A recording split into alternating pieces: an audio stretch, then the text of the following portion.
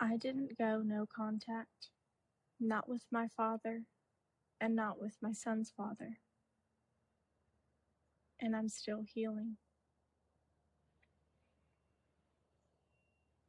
I want to start there because healing is often framed as distance being the proof, as if leaving is the only evidence of growth. That wasn't my reality, though. In the beginning, healing was isolation. I went through my pregnancy alone. The first few years of my son's life was just the two of us.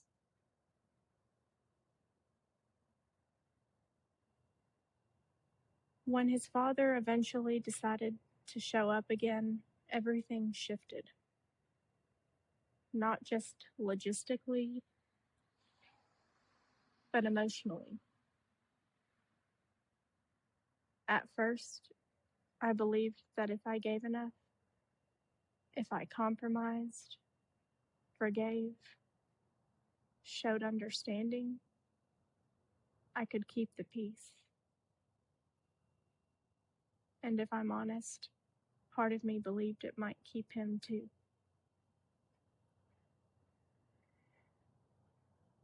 I told myself I was doing it for my son, that I was choosing calm, that I was being mature. But the truth is, I was still emotionally attached, trauma bonded. I was letting hope cloud my judgment.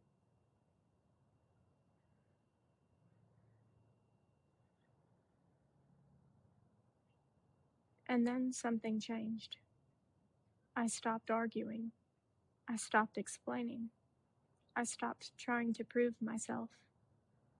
I began standing firmly in what I knew was right. For my son, for my mental health, for our peace, and for our safety. I didn't need agreement. I didn't need validation. I held my ground.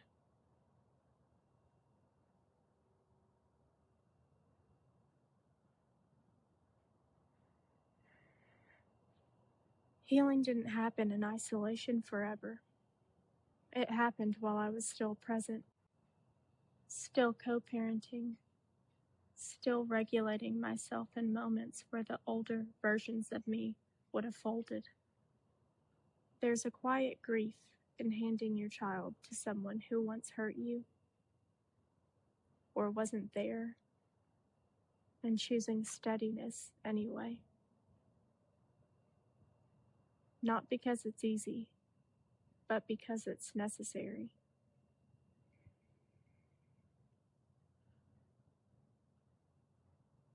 With my father, the pattern was different, but familiar.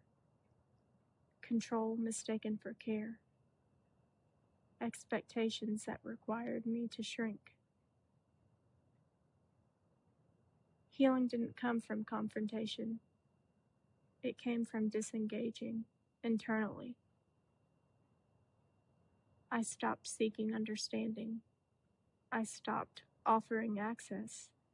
I stopped abandoning myself to keep the peace. Healing didn't soften these relationships. It clarified them.